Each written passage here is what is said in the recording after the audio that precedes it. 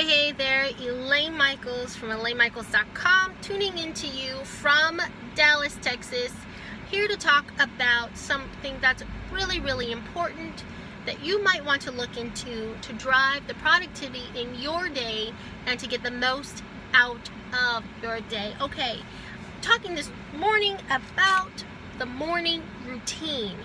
Okay, guys, if you haven't gotten this into action yet, you might want to look into it. It's something I started to look into about a year ago when I started to see all these other top entrepreneurs kept talking about their morning routine. And actually, the morning routine is so important because it kind of predicts or tells you how the rest of your day is going to run. It's so important that they actually published several books about it because it has been proven to show to drive your business, right? Or your life.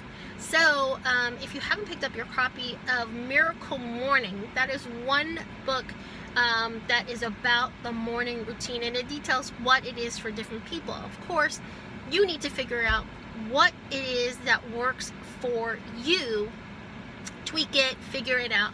I know for me, I've written down the top 7 things that need to get done before 10 a.m.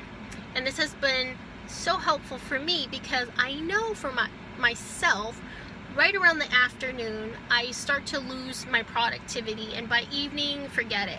So, that time between 3 and 8 p.m. is really devoted for my kids. I try not to do work during that time and try to get the work done on the other time. So, in the morning, my kids go to school, and that's a time where I have to sit down and really focus on being productive.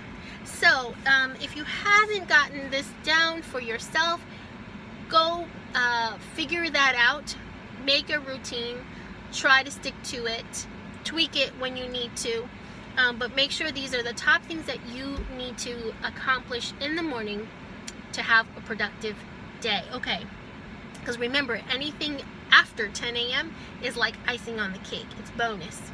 So first things first, I usually connect with my family in the morning. My kids are getting ready for school. Make sure that they're okay. I try not to look at my phone because I know when I do, I lose a lot of time, and I'm just scrolling through nothingness. So try not to look at my phone. I get dressed in my workout clothes, and I actually go right out and start to do my walking. But I like to multitask when I do that.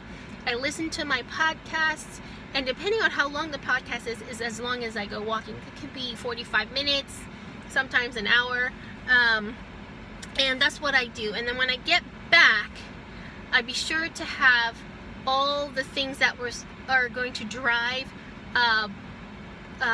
my brain. Okay, so the podcast is great because it's going to start feeding my mind, waking up my mind. The walking is great because it's getting your blood flowing. Okay, you're developing healthy lifestyles. Your brain is going to have more oxygen.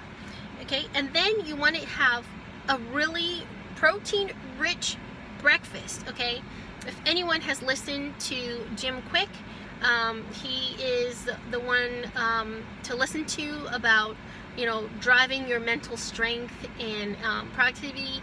He recommends eating an avocado in the morning. Just to the good fats are actually good for your brain. And so I'll have something like 2 over easy eggs with avocado, sometimes with something else like smoked salmon or prosciutto or something like that in the morning, because I know that's going to sustain my energy throughout the day. Okay, try to stay clear of those sugary cereals and stuff and Pop-Tarts, because that's not gonna drive your energy throughout the day.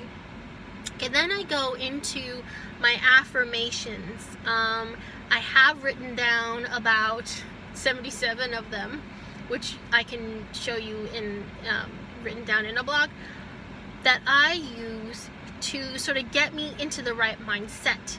Okay, that is really super important, because sometimes our work is like 80% mindset, right? 20% execution of action. So after that, then I, if it's not affirmations, sometimes I read a small snippet of my daily devotional to get me sort of in the right space, calm, peacefulness.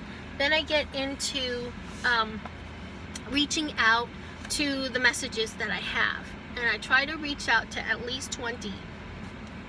Okay, if depending on my time, I try to reach out to 20 people and make connections. Okay, and then after that, I go into content creation mode.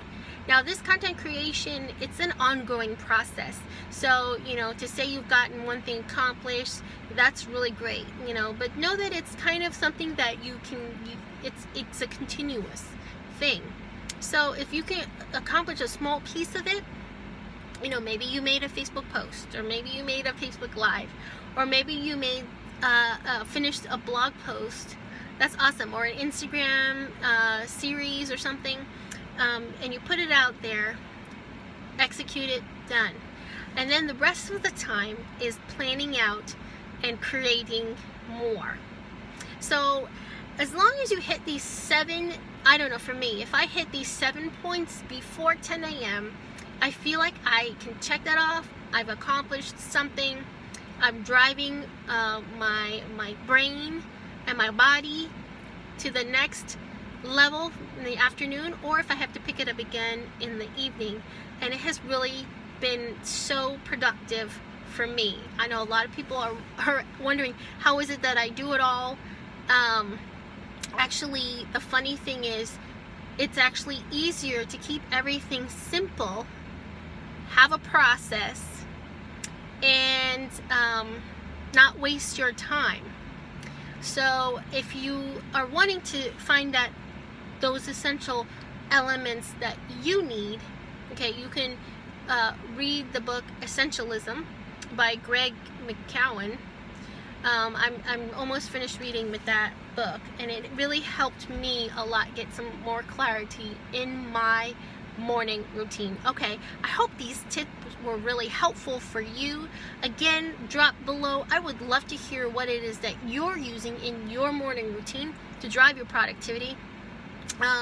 And for other tips and suggestions, comments, go look onto ElaineMichaels.com, because I'll be there, and that's where I am bringing you more information on a weekly basis. All right, hope you're having a great day. Go out there and continue to be productive. Bye.